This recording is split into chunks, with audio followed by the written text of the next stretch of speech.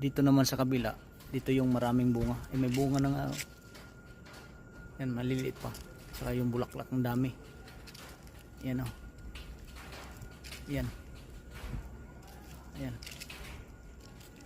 So ayan guys, marami-rami na rin yung na-harvest ko sa sitaw kasi hindi pa siya namunga. Dun sa kabila namunga na. Kaya ano lang muna itong okra. So ayan guys, kahit gabi na, harvest muna tayo ng okra. Ang haba guys oh. Harvestin ko muna para maluto ng tagaluto itong okra bukas ng umaga. Ito pwede na to. Yan, ang lalaki. Oh. Wah. Ang lalaki oh.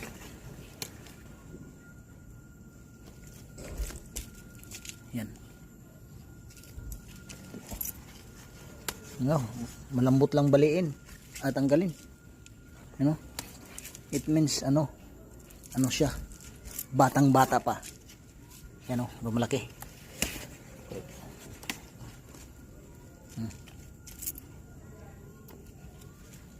Ito.